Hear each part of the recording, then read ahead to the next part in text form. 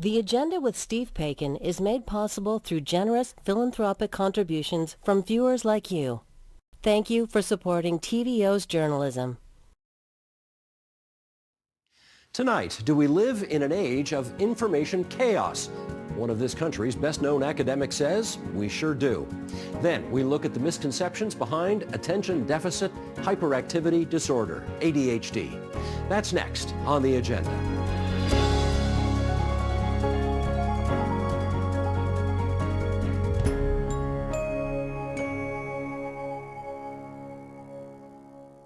In his new book, The Certainty Illusion, What You Don't Know and Why It Matters, author Timothy Caulfield looks at what factors are contributing to an information crisis.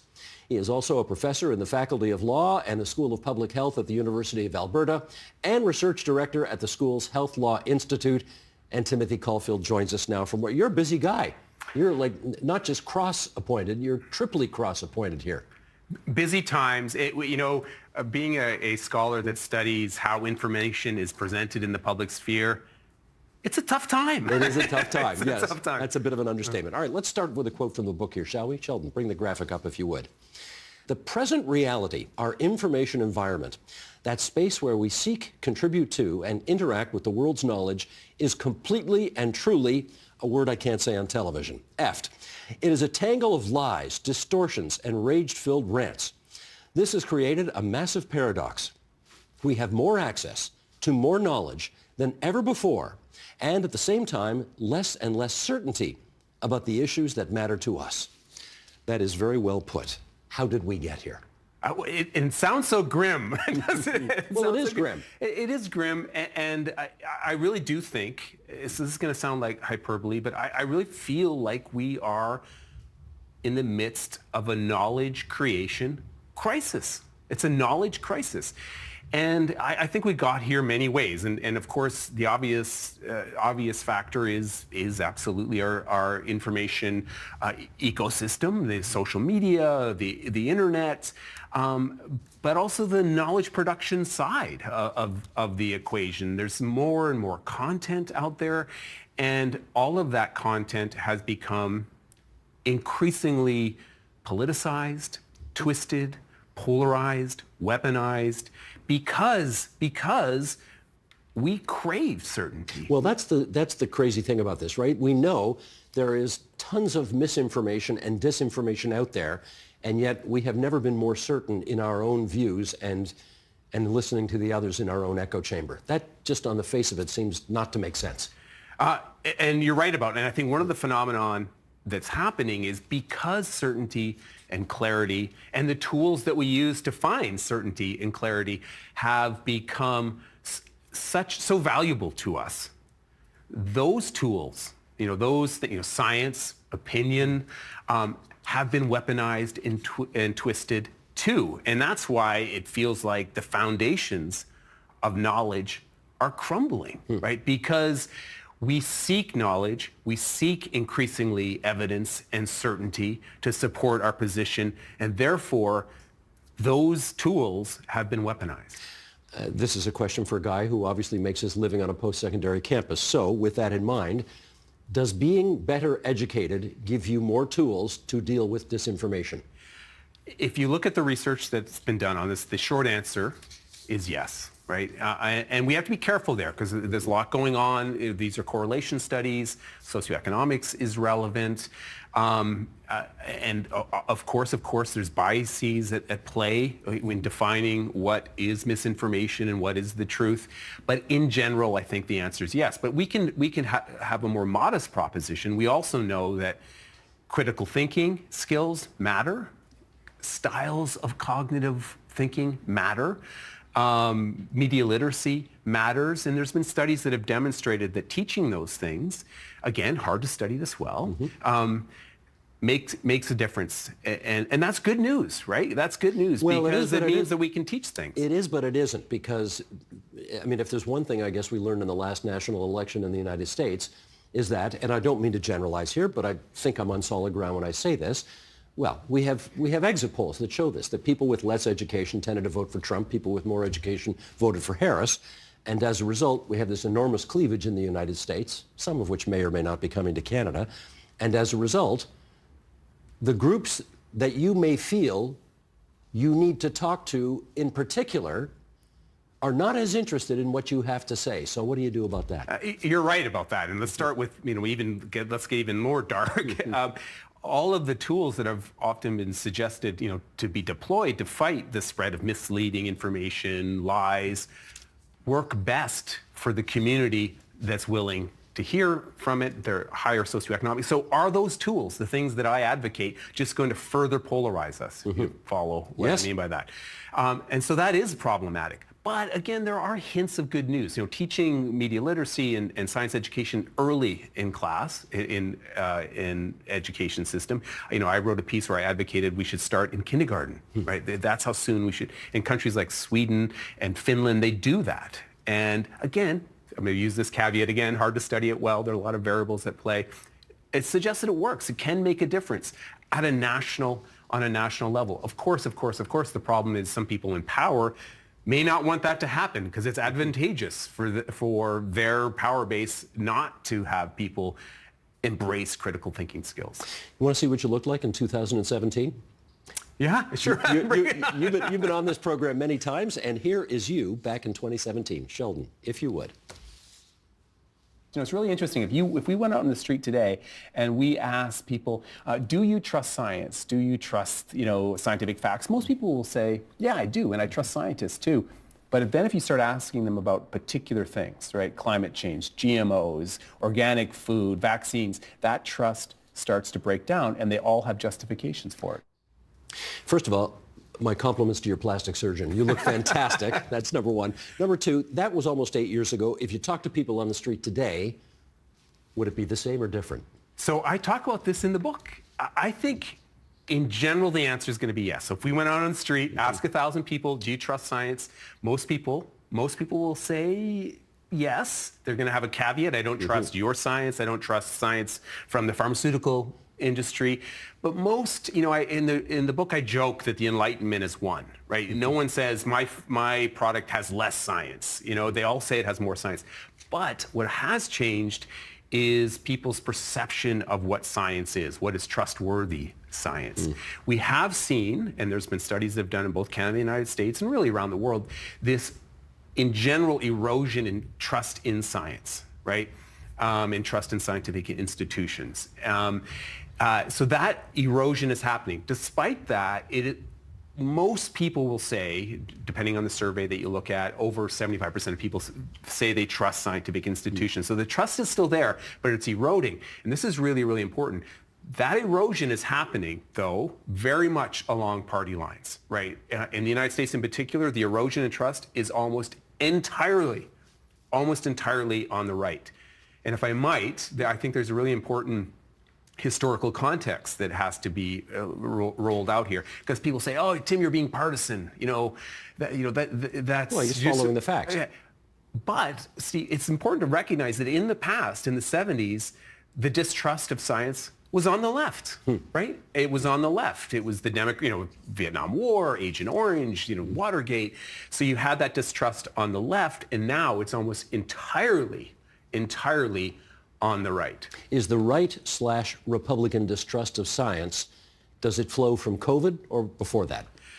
I think it started to happen before that, but I think there was this view, there was a political advantage, right, that could be obtained by leaning into distrust of scientific institutions and framing science, which of course isn't an institution. Science isn't an individual, right? Science is a process. But framing science as an institution that can't be trusted, I think there was a view that it was political advantage to that narrative. And I think COVID really accelerated that. Science isn't perfect. Nothing's perfect. Science isn't perfect. Science did make some mistakes during COVID.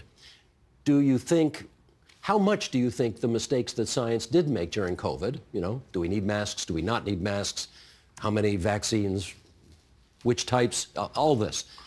How much of all that do you think contributed to the problem you're describing here? So I think it's complex. You're going to hate my answer. I think it's part of it, but more so it's the weaponization of those mistakes. And are they mistakes, right? Because science is messy. Science is hard. It's always evolving, yes. right? And it should be a badge of honor to change your mind based on the evolution of science. That is not the world we live in. It is not it's flip-flopping, yes, right? The world we live in says, this is my position, and nothing, come hell or high water, is going to change it.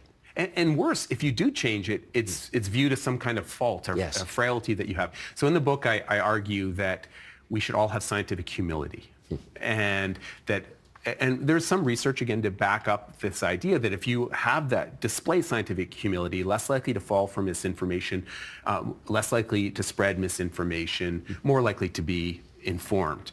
And I invite people to make a list of things that you've changed your mind on based on the evolution of evidence, or even just modified your position. And my list is long, right? And everyone's list should be long, because science is hard, and it's messy, and it's uncertain, and it's evolving. With COVID, was there less than ideal messaging early days? Yes, but we have to remember, we were in the middle of a pandemic, right? We were First time in a century. Yeah, and in some situations, I was in the room, right? You know, I know the kind of conversations. People were doing the best they could do with the information that they had. But the weaponization of the masks is a good example, I think has played a greater role in the growth of distrust. And evidence backs that up. I believe that much of the distrust is the result of misinformation, a spread of misinformation, in order to create distrust to make room for these other narratives. Can you build on that, if you would? The point or the purpose behind the weaponization and misinformation of all of this ultimately is what? Well, if you look at state actors, let's keep it simple, right? You know, there's evidence that much of the misinformation around COVID came from state actors, or at least state actors contributed to it. The goal there, information chaos. You know, let's just create... But why do they want that? Polarization in the United States. If you are a different jurisdiction, a different country, you just want to create information chaos, polarization, create dysfunction, throw sand in the gears of your nemesis. And it works. Yes, but I guess I wonder, do people ever get tired of being played for fools? And I'll give you one example on this. You know, Fox, I can't remember if you talk about this in the book or not, but, you know, Fox News was out there doing its worst about disinformation and so on, while at the same time ensuring that every employee of Fox News got vaccinated in a timely fashion. Now that's just, I don't know, that's just evil. How do you get away with that? Why are we still falling for that? I mean, help us out here. People don't want their worldview to be disrupted. So if they, you know, conspiracy theories are self-sealing, right?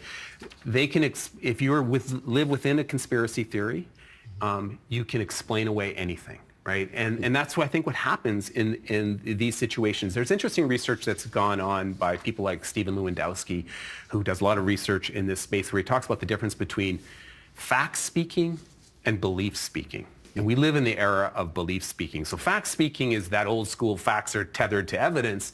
Now there's belief speaking, where it's tethered to conviction, right? And you believe something if you believe the gist of what's being said. Right, so are immigrants eating cats and dogs? Maybe in your heart you know that's not true, but you believe the gist of it because it aligns with your political views. And again, this happens across the ideological spectrum here. I think it's important to highlight that.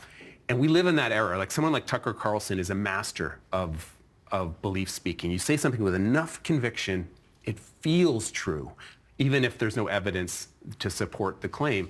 And people like Stephen Lewandowski and others, it's been replicated by other scientists, has suggested that this is what's happening now. And unfortunately, it's very, very effective. And that's why entities like Fox News, I think, can get away with those, you know, those sort of discrepancies, those tensions. Is Stephen Lewandowski and Corey Lewandowski, are they related? I don't think so. Okay, just checking. Because that could be an awkward dinner time conversation. Health halos, you talk about those in the book. What are health halos? So I think health halos are a really good, straightforward example of some of the themes in the book. So because our information environment is so chaotic, and because we crave certainty, and we want our day-to-day decisions to be easier and to be correct, there are phrases and ideas that are rolled out to fool us. And a health halo, a classic example is the word natural, right? You throw the word natural on a product, and there's evidence to back this up, by the way.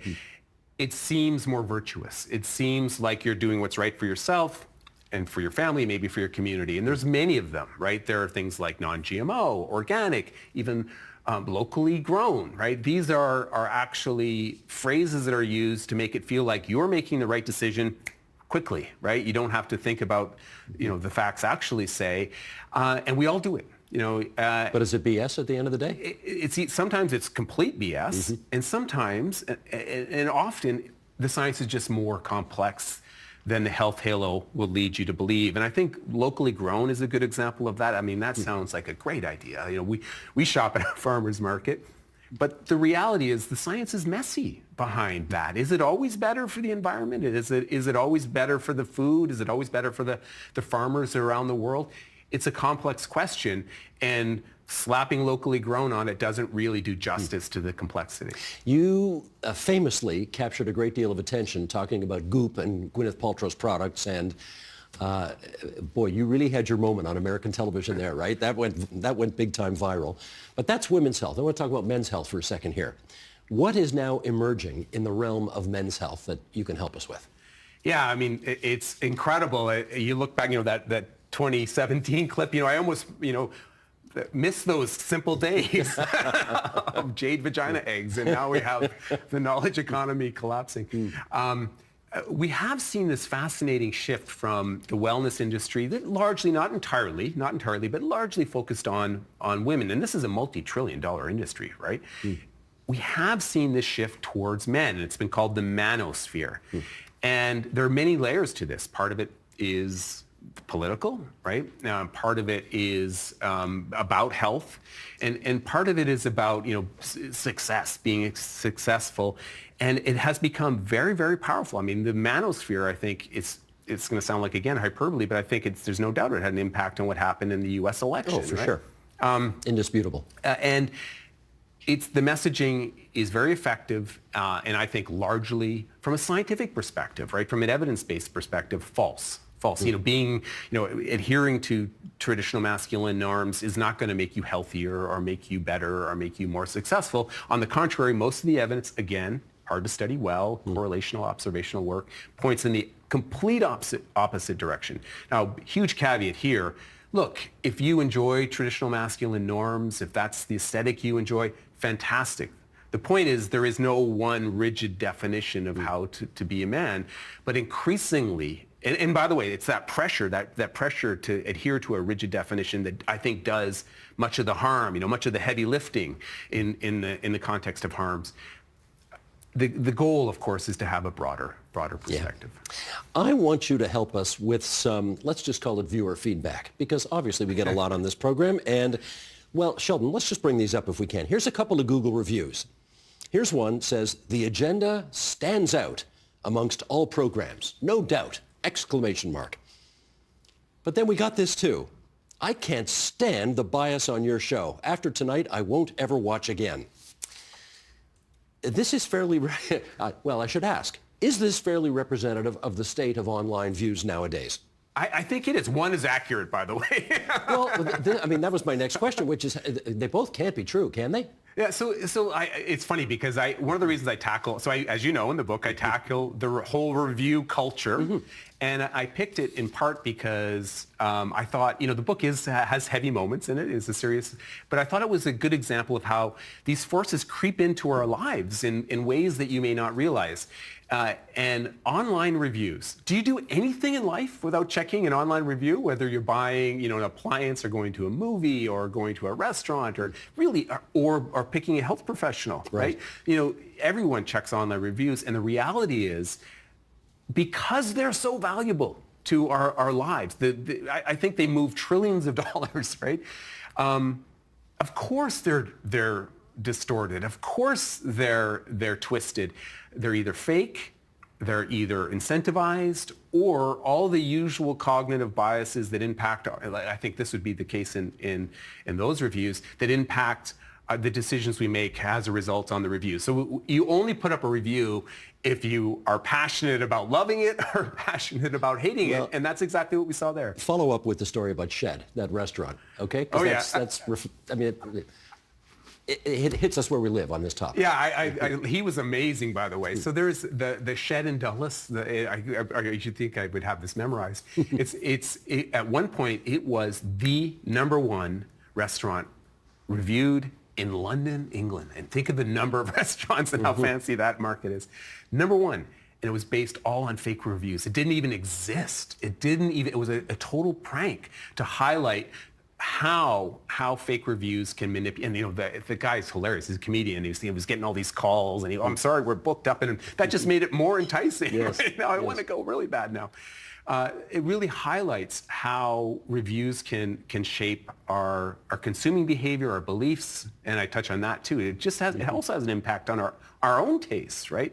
And one of the things I found fascinating on a personal level about reviews, so, you know, Steve, I'm studying this for, you know, years, and I know how fake the reviews are and how manipulated they are. And I still check reviews. Do you? So no, I don't. And the reason I don't is because, I mean, I understand what you're going for here, which is to say, I don't know what makes that person's opinion, whom I don't know, any more relevant than anybody else's opinion. So no, I'm not going to get sucked in and swayed by a bunch of stuff that I have no idea what it's based on or where it's from. Well, it's fascinating with reviews. What you just said, I think, is, you know, how do I know who this person is? And one of the reasons I think reviews are so powerful is they feel authentic. It feels real. It feels real, right? It's, you know, it's the unfiltered truth. Yeah. And the other thing is, it is this window into certainty and clarity that people crave. They crave, you know, that 5-star system. You see it everywhere. And so I think that's one of the other reasons people are drawn to reviews. One of my more philosophical, softer recommendations in the book just builds on exactly what you just said. Like what you like, you know, don't let some, you know, alleged crowd tell you what you're supposed to like what you like. But we know about Russian bots, and we know about fake reviews, and we know, I mean, even the least well-informed people understand that kind of thing happens, and yet we still seem to be sucked in. So how do we get out of being sucked in? We are sucked in, and as you know in the book, I interviewed experts all over the world, you know, scholars who have studied reviews and done empirical research on it, and the most skeptical people you can imagine about reviews, and I asked them if they still turn to reviews, and they go, yeah, I do. so I think just recognizing that this exists is a step forward. I know that sounds like a simplistic thing to say, but again, research backs this up. Just being aware of all of these forces can make a difference in our lives. Now, you don't want to become a cynic, right? Because that's the other dangerous thing. So also know that there is good research out there. There is good content out there. Seek it out and find it. And it takes patience and pause and take a little bit of that frantic, you know, approach out of your life. And I think it really can make a difference. Now that I think of it, there might be one exception to the rule, and that is movies. Because I know what reviewers say and who I generally like and who I generally don't agree with. So if I get a good review from somebody who I traditionally respect their views, that is instructive in helping me decide what movies to see. So that's something experts even recommend that, right? Yeah. Find a voice that you trust, right, that resonates with you, and listen to that, and that can be helpful. On an individual level, can you make some recommendations as to how we get out of this mess?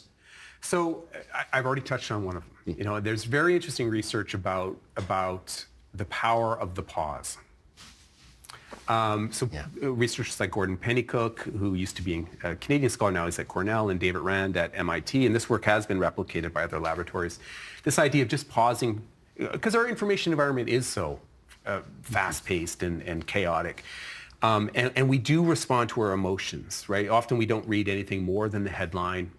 I think 74% of content on social media is pushed without even, you know, people don't even open the link, right? So it's this idea of pausing and reflecting on accuracy really can make a difference. And I know that sounds simplistic. No, but there'd be no X/Twitter if people paused. Yeah. The reason X works is because people just fire off without even thinking. Yeah, so David Rand, I actually quote in the piece, this is a scholar from MIT, that's his recommendation. Just the power of the pause, right? Just reflect for a moment on accuracy, and it really can make a difference in people's lives. And then the other thing I think is important, because I do talk about the degree to which science is being manipulated. Recognize that happens. Don't fall for the single study syndrome. Always, think about, what does the body of evidence say on this topic, right? Be patient. Let the science evolve before you let it sway your views. And we've certainly seen, the science being manipulated on so many big topics these days, from climate change to GMOs to vaccines. Always reflect on what the body of evidence actually says on a topic like that. And I think the body of evidence is a really powerful concept that people need to both understand, all of us understand, and reflect on more. Let me ask one last question, which is, you've written this book. I hate to tell you this, the kinds of people who are going to want to read this book are probably not the kinds of people who need to read this book. So how do you get out of that echo chamber and get this message spread to people who probably need to hear it more than those who will read it? So getting out of echo chambers, I think, is also an incredibly important concept. And there is some good news out there. Studies tell us that if you can expose people to different perspectives, it does make a difference. Now, whether that difference sticks is another question, right? People their opinions evolve. So it's not easy. It's not easy. And because it's not easy doesn't mean we shouldn't try. So I think we need to be creative. We need to work with artists, graphic artists. We have a project called #ScienceUpFirst that is aimed at social media platforms where we try to do exactly that, where we partner with different communities. We partner with Indigenous communities, immigrant communities, with different professional groups in order to do exactly what you suggest, Steve. So I think we need to partner with the communities, and there are voices almost within any community that want to do better, right? They want to make sure that their decisions are evidence-based. And I hope in some small way we can do that. I think I always say the same thing every time you visit here, which is, thank you for giving us so much to think about. The certainty illusion, what you don't know and why it matters. Timothy Caulfield. Thanks, Tim. Thank you.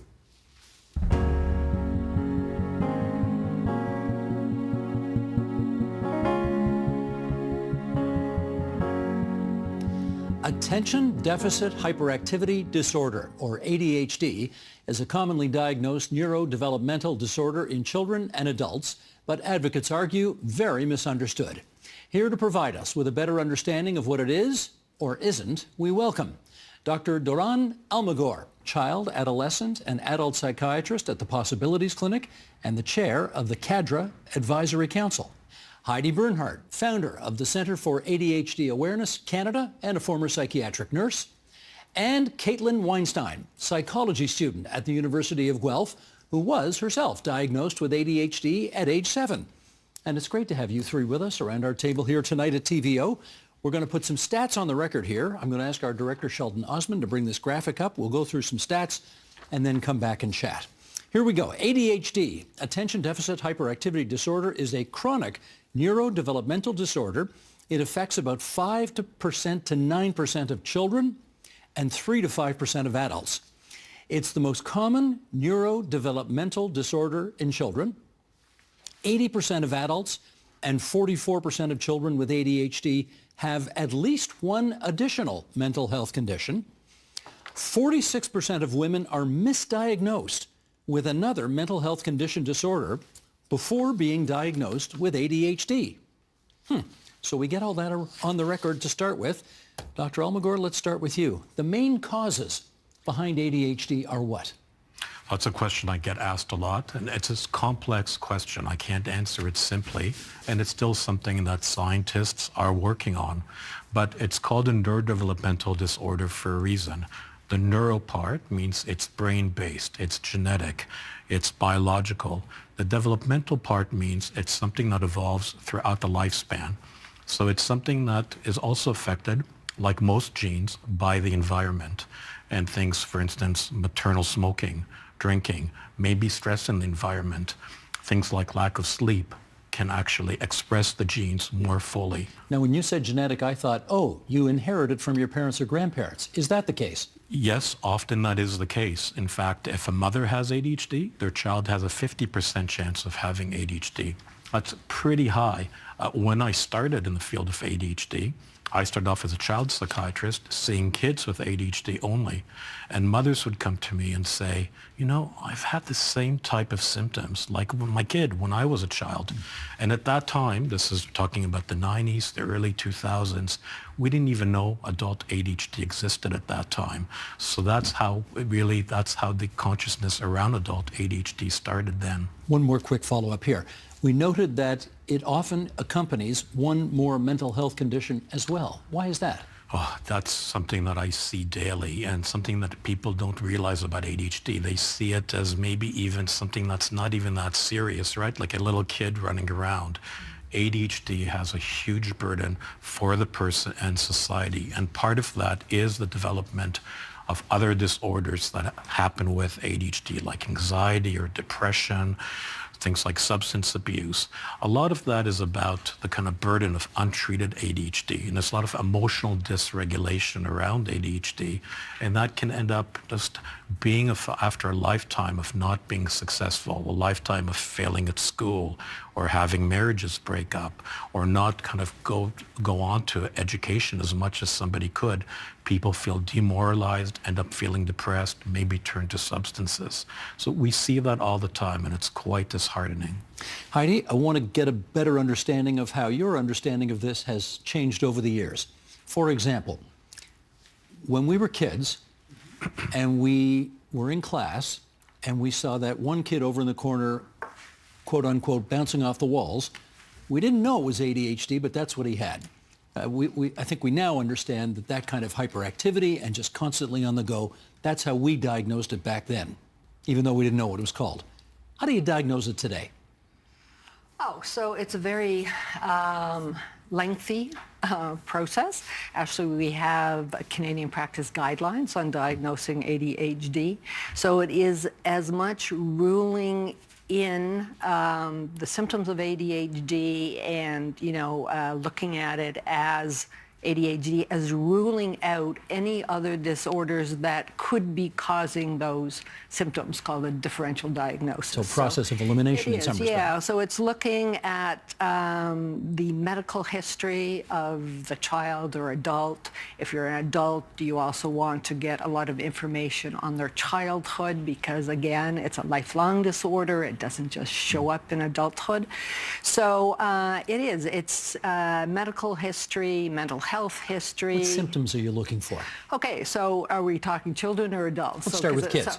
So that hyperactive little boy you talked about, that's one presentation of ADHD, which is the combined presentation. So it's dysregulation of attention is what we're really looking for. And these kids and adults can overfocus as much as they underfocus. So that's a fallacy about ADHD, that people can't pay attention.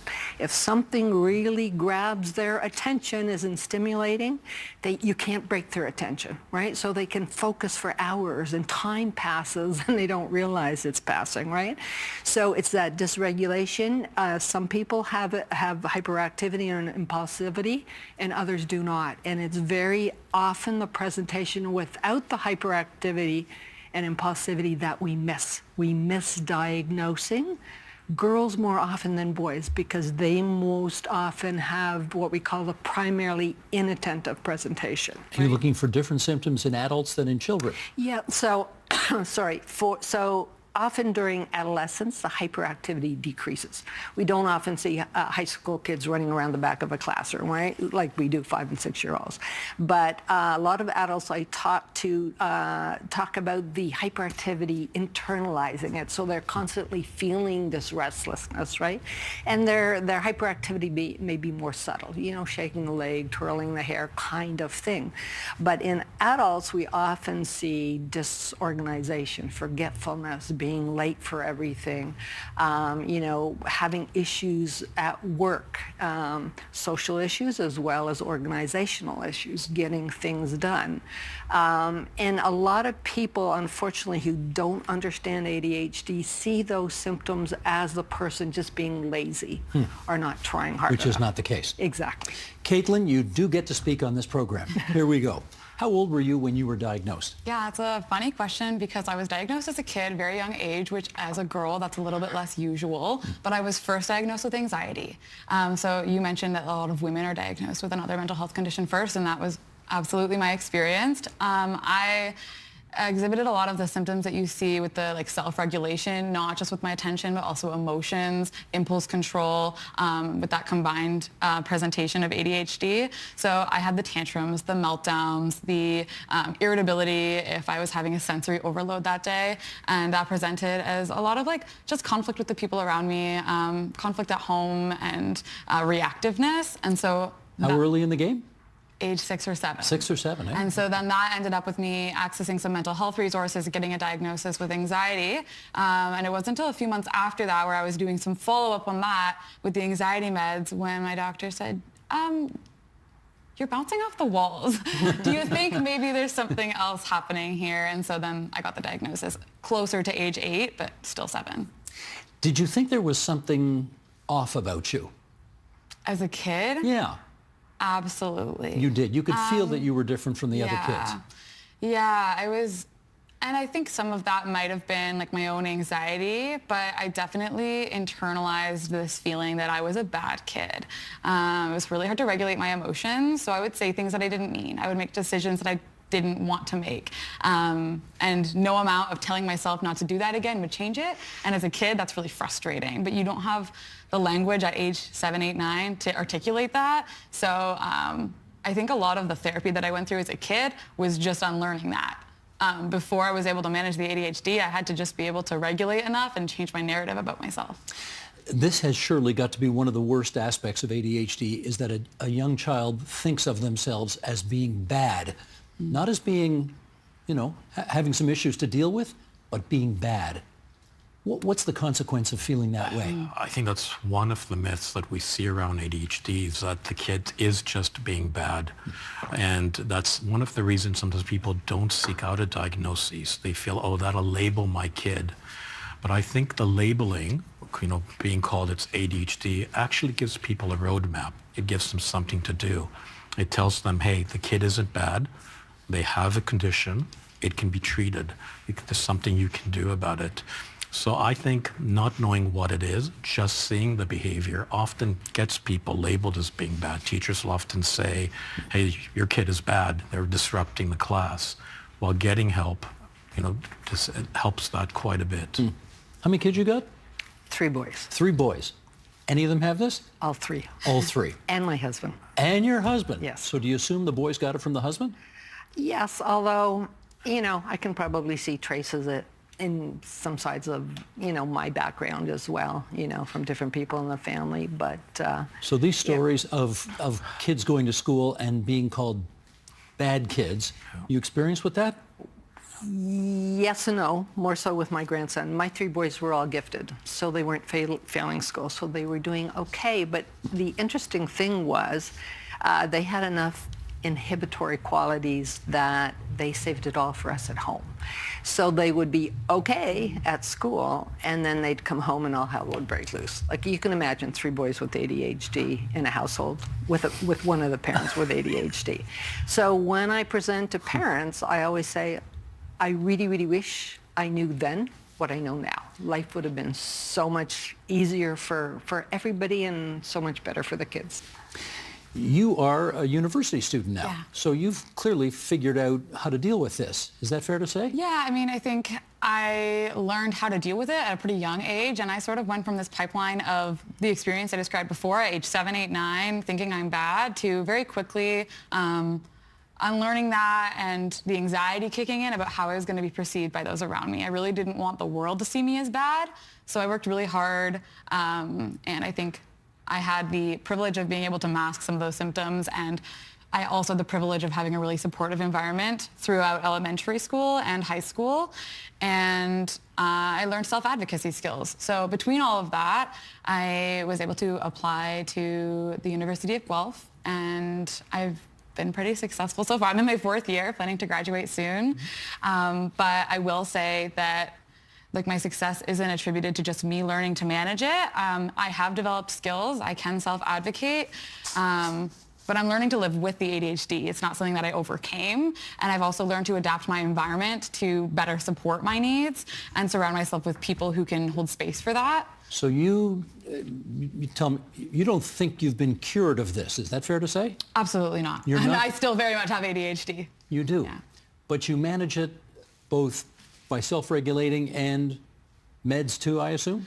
I do take medication. I think that's one facet of the treatment plan that I have. I do see a counselor and have been in therapy for a really long time. And that's been huge for the emotional regulation and self-management piece. But again, I think a lot of the success, I say success because there's not one definition of success, and that's another issue within the ADHD community. But I think my own success and the pathway that I've taken is largely attributed to having access to the support resources that I needed from a very young age in a way that was able to help me get to the point where I am now. So she's never going to grow out of this. Is that right? When you've got ADHD, you've got it for life? Well, that's the definition of ADHD, but I also want to say, Caitlin's success, I think it's because you were able to get treatment and be identified from an early age, and you've been also sticking to your treatment. So good for you for that. And I can see the results now. You're in university and doing well, and that's often we see people with ADHD can do amazingly well throughout their life if they get treatment, if they're identified. So yes, it's not something that's going to go away. It's you could call it a neurological difference, and someone will have it from birth to life, but they can do very well if they can get the right treatments and the supports. And the treatments can be medications, they can be psychotherapies, and the supports need to be around education and at work. When we really see a lot of success, when we get all four things going together, we treat the biological, we treat the psychological, we treat the environment, and we also look at things like work and the school environment as well. If I can just add Please. to that, yeah, I think also, I'm going to challenge you on your questions a little bit here, Please, if that's okay. of course. I think it's important to talk about treatment, and I really like that you talk about that multifaceted approach that addresses, your intrinsic needs as well as your environment. And I think that's kind of what I was getting at as well with the supports that I received growing up. I tend to avoid language surrounding things like fixing ADHD or a cure because, again, like you said, it's a difference. It very much is a disability as well, and you need that label, especially for advocacy, to recognize the validity of it and the need for accommodation. But you can also examine disability through a social model and lens to view the way that circumstance and environment play a role and in how somebody is able to thrive. And so as much as it's good to talk about treatment that's most effective and do research on things like blood tests and understand what's important, ADHD Awareness Month is also about being aware of how to make the world more ADHD friendly rather than just making ADHDers more adaptable to the world. Understood. Yeah. You are a psychology major. Yeah, can you tell? I mean, presumably you are interested in this subject because of your own personal history. Yeah, that's definitely driven me kind of toward this path, but I think, I've always wanted to be a clinical psychologist, and being an undergrad has sort of shifted my thinking. I think I want to go more into advocacy for both neurodiverse communities and also other issues as well. This is a good thing. You're a great communicator. And a great advocate, too. Thank you. And I'm sure you're going to hear from people who are watching this who are saying they want you on their team by the time we're all said and done here. Okay, let's move on here. Women, we've noted, are often misdiagnosed. Yes. Why is that the case? Women very often present differently. Girls present differently, not so often with the hyperactivity. Women tend sometimes to have more of the emotional dysregulation, especially in adolescence and going through hormonal periods, per se. And I think family doctors are very good at diagnosing anxiety and depression. And as Dr. Almagar said, when you don't treat ADHD, you get anxiety and depression. So those two things are diagnosed. And we did a survey a number of years ago, and we had women who, for decades, were being treated for anxiety and depression unsuccessfully because their underlying ADHD was not diagnosed. So we need to work on that. Yes, very much. Can I add to that? Please. And often with women, hormonal changes can exacerbate ADHD. So what we see is that women tend to be diagnosed later than men, And because of that, they actually have a higher burden of ADHD than men. And surprisingly, and this is something that everybody has been shocked by in the past few years, studies have been showing that women have higher death rates from ADHD, higher accident rates, higher substance use rates than men in ADHD. Okay, Heidi, come on in here. You know, again, people of my generation, their exposure to ADHD came before we even knew what to call it. So lots of myths have developed over the decades. What's something that ought to be dispelled? I think what upsets a lot of families dealing with ADHD is the blame the parents get. And, you know, a lot of people who don't understand it think the parents are not trying hard enough. They're lazy. They haven't disciplined these kids. You know, these kids just need to learn right from wrong, all this kind of stuff. Actually, I can tell you from personal experience and talking to thousands and thousands of parents over the last 30 years, parenting a child with ADHD is hard work if you're going to do it right. And the parenting is much, much more difficult than if you have kids without ADHD. And I wish people understood that and did not judge parents with ADHD. And for some reason, people who have very little knowledge about ADHD feel they have the right to tell parents to medicate or not medicate their kid, you know, give their kid more exercise, Why do they do less that? TV. You know what? I have been pondering that for like 40 years. I don't know why. I mean, if a child has some other medical disorder, you know, they wouldn't tell them to take the kid off insulin. Like, it makes no sense, but for some reason, it still happens. When you met the man who would become your husband, Yes. I mean, they didn't call it ADHD back then, did they? No. No. So you found out after the fact, I guess, or Well, it has after the kids were diagnosed. And that's I see. very, very common that the adult gets diagnosed after the children. I see. Okay.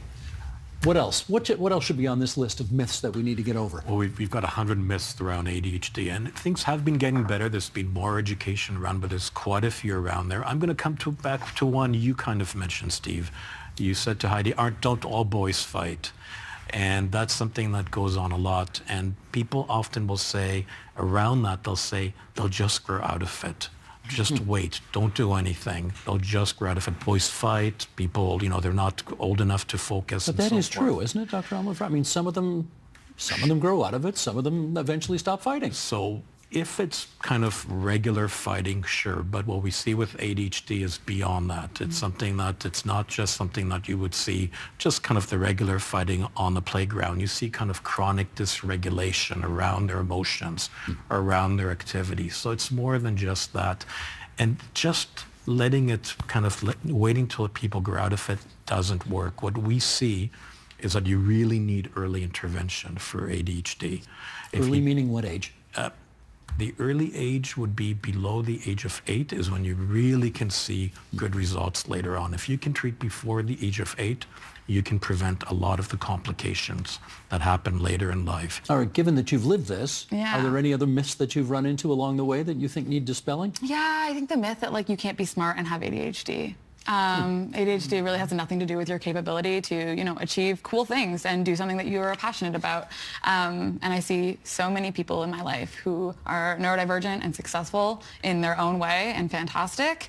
And I think some people have the experience of being told that because they have ADHD, they can't achieve things. I found, especially like around high school age, that because I was achieving things, I couldn't have ADHD. And that was an interesting one because there's kind of this like conflict of feeling like, okay, so if I do well, then all of a sudden my disability will no longer be recognized. And that's a myth that I've been trying to challenge for a while. Interesting.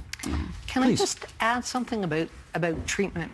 The difficulty with assessment and treatment for ADHD is long wait lists. A lot of what we call, multimodal treatments for ADHD are not covered by provincial healthcare plans. So sometimes even getting an assessment, you have to pay over a WIP. Cost per se, especially for adults. It can be very, very pricey, thousands of dollars. Actually finding physicians to prescribe medication can be difficult. A lot of family doctors don't want to do it. But then you've also got the cost of the medication. But at least getting the prescription is most often covered by healthcare plans. Psychotherapy, coaching, a lot of the things that we do have research that shows it's very helpful are not covered. So a lot of people are not getting all the treatments they should be getting.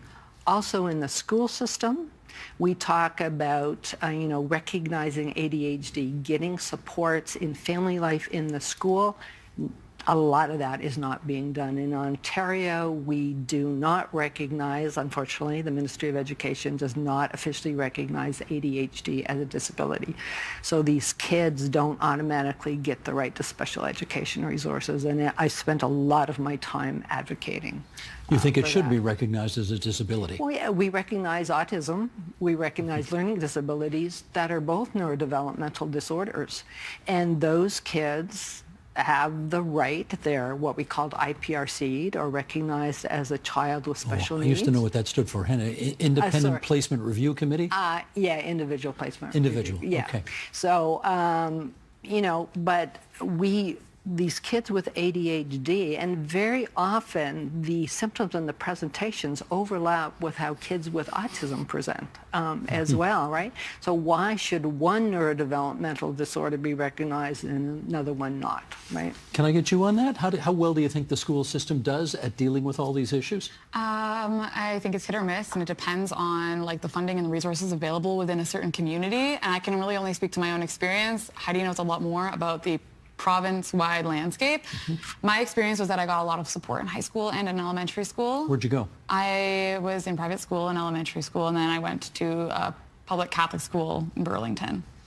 And it was okay? Or I had a good experience. I know, though, that not everyone does. And I saw firsthand what my privilege granted me. And I think being articulate about my experience, knowing my needs, and having self-advocacy skills, helped me succeed and get the help that I needed. But I also saw other students, especially Black and racialized students, not being treated with necessarily as much respect or belief in their experience as I was. And so, people would listen to me when I could advocate for my needs in a civil and articulate way. But, having that ability should not be a requirement to having human rights. So that's my take. Yeah. Got it. Do you have a theory as to why this is not recognized by the school system as being something worthy of additional help, whereas other neurodivergent situations are? Yeah, when I tell parents that ADHD doesn't count as an exceptionality in the school system and they can't get an IP just on the basis of ADHD, they don't believe me. I have to explain it over and over again. So it doesn't make any sense. It's a historical kind of circumstance. It doesn't actually make any sense today. Well, I don't know this, I'm just guessing here, but is the ministry concerned that if it did recognize this, it would be absolutely flooded? I don't know what the ministry's thinking is. I think it was part of the Educational Act when it was formulated. It wasn't considered to be an educational exceptionality at that time.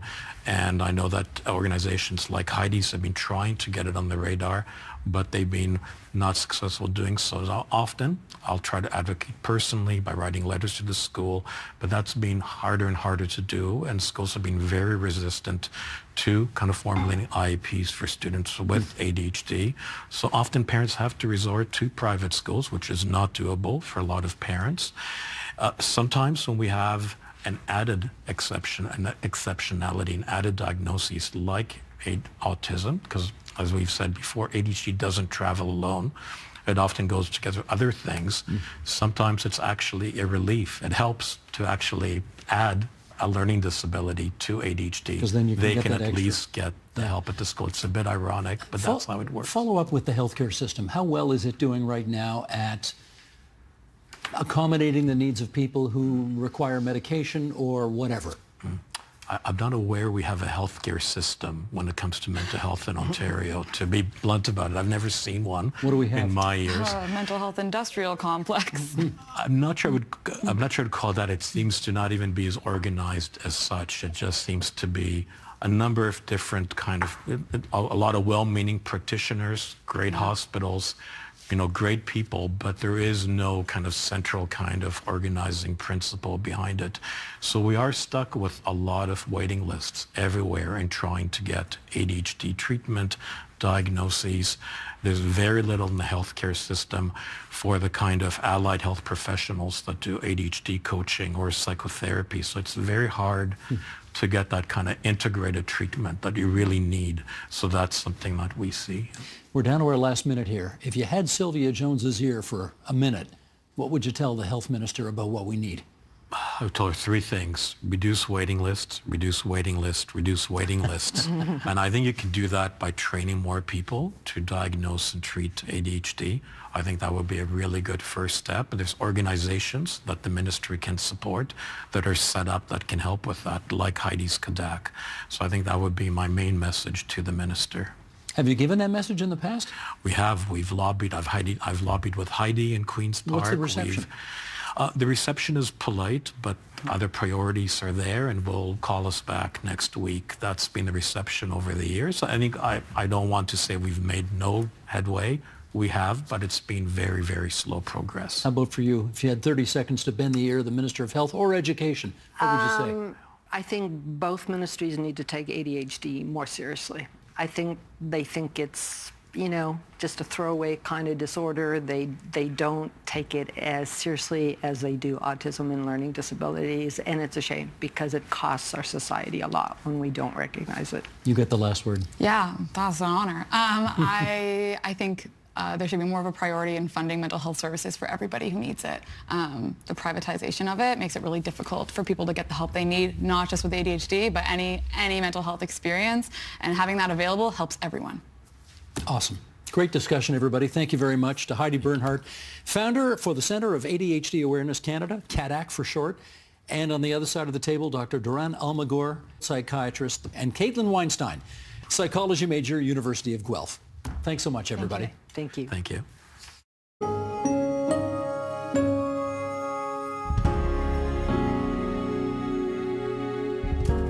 And that is the agenda for Thursday, January 9th, 2025. Tomorrow on the program, John Michael McGrath and yours truly on extraordinary historic times in both the national and American capitals and what impact it'll have on us. I'm Steve Paikin. Thanks for watching TVO, for joining us online at tvo.org, and we'll see you again tomorrow.